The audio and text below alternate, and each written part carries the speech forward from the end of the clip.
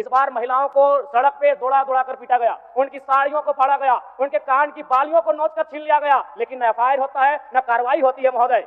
इसी लेकिन जब ग्रामीणों को पीटा जाता है, जब ग्रामीणों की जमीनों को जबरन लिया जाता है, कानून अपनी प्रतिक्रिया क्यों नहीं देता अध्यक्ष महोदय? इसलिए मैं गंभीर मामला आपके संज्ञान में देना चाहता हूं महोदय। एक छोटी सी कहानी मैं बताना चाहूंगा। एक महिला थी, उसकी छोटी बच्ची जिसकी उम्र 5 वर्ष थी, वो अपनी माँ से आकर पूछती है कि माँ, छोटे भाई का मृत्यु कब होगा? तो माँ ने पूछा कि बेटी तुम ऐसा क्यों कह रही हो, अपने छोटे भाई को मरने के लिए क्यों कह रही हो? तो छोटी सी गुड़िया ने कहा कि माँ, बड़े भाई की जब मृत्यु हुई थी तो बहुत सारे लोग हमें खाना देने के लिए आए थे, हमारे घर में भोजन नहीं था, हमें कपड़े नहीं था, तो बहुत सारे लोग हमसे मिलने आए थे और हमें खाना देकर गए थे। और मैं चाहती हूँ कि छोटा भाई अगर मर जाएगा तो शायद बहुत सारे लोग आएंगे, हमें भोजन देंगे, हमें खाना देंगे, हमें कपड़े देंगे, क्योंकि हम 4-5 दिनों से भूखे हैं। महोदय, आज यही भाव कोयलांचल के हर एक रैयतों के घर में है कि जब भी हमारी जमीनों का अधिग्रहण होगा, जब कोई कंपनी हमारी जमीन का अधिग्रहण माइंस के लिए करेगी और जब माफियाओं के द्वारा उन पर लाठीचार्ज होगा, उनके लठेज के माध्यम से उन पर हमला होगा, तो कोयलांचल के रैयत चाहते हैं कि साथ साथ में 2-4 IAS IPS को भी चोट लगे।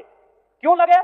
विगत कुछ दिन पहले बागमारा में एक घटना घटी थी, हिलटॉप कंपनी का मामला था, डीएसपी महोदय घायल हुए थे, सरकार ने वीडियो कॉल से बात किया था, सरकार ने इस मामले को संज्ञान में लिया था, लेकिन ठीक उसके कुछ दिन बाद सिंदरी के सुरंगा में फिर एक घटना घटती है। इस बार महिलाओं को सड़क पे दौड़ा दौड़ा कर पीटा गया, उनकी साड़ियों को फाड़ा गया, उनके कान की बालियों को नोच कर छीन लिया गया, लेकिन न एफआईआर होता है न कार्रवाई होती है महोदय।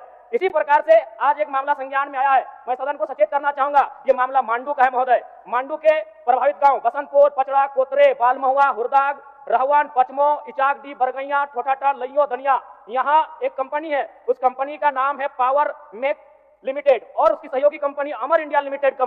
इनके माध्यम से खनन का कार्य होना है अध्यक्ष महोदय। विगत 2-3 दिनों से लगभग 500 की संख्या में महिलाएं धरने पर बैठी हैं। यह मामला मैं सरकार को आपके माध्यम से संज्ञान में देना चाहता हूं। अगर सरकार संवेदनशील है, क्योंकि लॉ एंड ऑर्डर की बात करती है, ये सामाजिक न्याय की बात करती है, विधि कानून की बात करती है, तो भारतीय संविधान आर्टिकल 14 कानून के समय सबको बराबरी की बात करता है। एक डीएसपी घायल हुए, आपने लॉ एंड ऑर्डर को हाथ में लिया, डीआईजी आईजी ने मार्च किया, डीएसपी ने संज्ञान में लिया, डीसी घटनास्थल पर गई, लेकिन जब ग्रामीणों को पीटा जाता है, जब ग्रामीणों की जमीनों को जबरन लिया जाता है, कानून अपनी प्रतिक्रिया क्यों नहीं देता अध्यक्ष महोदय? इसलिए मैं गंभीर मामला आपके संज्ञान में देना चाहता हूं महोदय।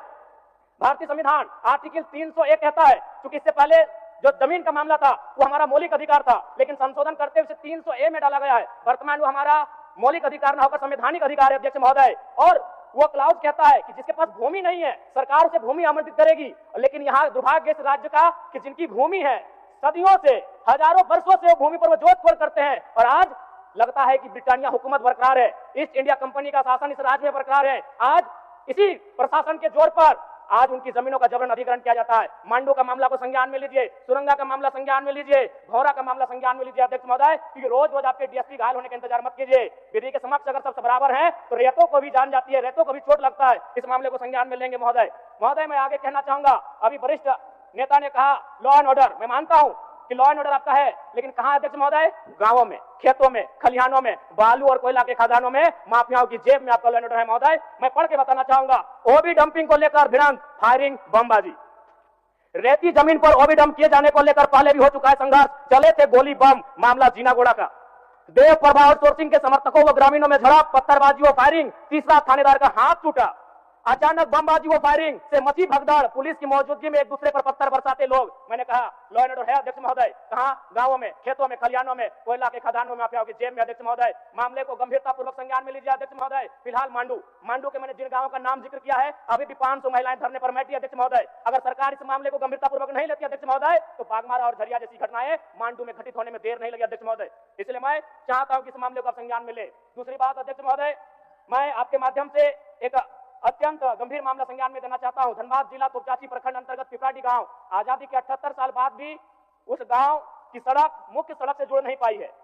उनका मामला आता है अभयारण्य भूमि, सेंचुरी का भूमि का मामला संज्ञान में आता है। अध्यक्ष महोदय, मैं सदन के माध्यम से सरकार से पूछना चाहता हूं कि पारासत पहाड़ में सड़क बन सकता है तो पिपराडी गांव में क्यों नहीं बन सकता है अध्यक्ष महोदय?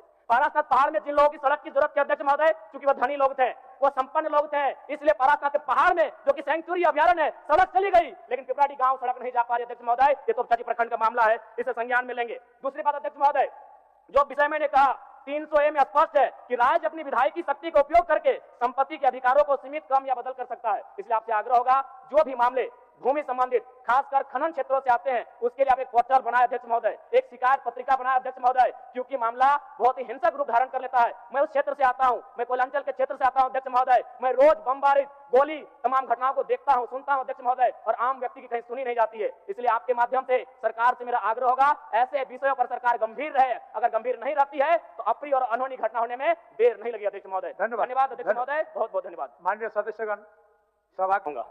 एक महिला थी, उसकी छोटी बच्ची जिसकी उम्र 5 वर्ष थी, वो अपनी माँ से आकर पूछती है कि माँ, छोटे भाई का मृत्यु कब होगा? तो माँ ने पूछा कि बेटी तुम ऐसा क्यों कह रही हो, अपने छोटे भाई को मरने के लिए क्यों कह रही हो? तो छोटी सी गुड़िया ने कहा कि माँ, बड़े भाई की जब मृत्यु हुई थी तो बहुत सारे लोग हमें खाना देने के लिए आए थे, हमारे घर में भोजन नहीं था, हमें कपड़े नहीं था, तो बहुत सारे लोग हमसे मिलने आए थे और हमें खाना देकर गए थे। और मैं चाहती हूँ कि छोटा भाई अगर मर जाएगा तो शायद बहुत सारे लोग आएंगे, हमें भोजन देंगे, हमें खाना देंगे, हमें कपड़े देंगे, क्योंकि हम 4-5 दिनों से भूखे हैं।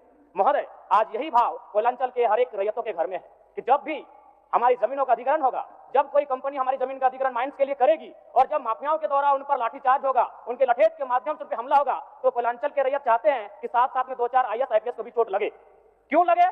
न विगत कुछ दिन पहले बागमारा में घटना घटी थी, हिलटॉप कंपनी का मामला था, डीएसपी महोदय घायल हुए थे, सरकार ने वीडियो कॉल से बात किया था, सरकार ने इस मामले को संज्ञान में लिया था, लेकिन ठीक उसके कुछ दिन बाद सिंदरी के सुरंगा में फिर एक घटना घटती है। इस बार महिलाओं को सड़क पे दौड़ा दौड़ा कर पीटा गया, उनकी साड़ियों को फाड़ा गया, उनके कान की बालियों को नोच कर छीन लिया गया, लेकिन न FIR होता है न कार्रवाई होती है महोदय। इसी प्रकार से आज एक मामला संज्ञान में आया है, मैं सदन को सचेत करना चाहूंगा, ये मामला मांडू का है महोदय। मांडू के प्रभावित गांव बसंतपुर, पचड़ा, कोतरे, बालमहुआ, हुरदाग, रहवान, पचमो, इचाकडी, बरगैया, ठोठाटा, लइयो, दनिया, यहाँ एक कंपनी है, उस कंपनी का नाम है पावर मेक लिमिटेड, और उसकी सहयोगी कंपनी अमर इंडिया लिमिटेड। इनके माध्यम से खनन का कार्य होना है अध्यक्ष महोदय। विगत 2-3 दिनों से लगभग 500 की संख्या में महिलाएं धरने पर बैठी हैं। यह मामला मैं सरकार को आपके माध्यम से संज्ञान में देना चाहता हूं।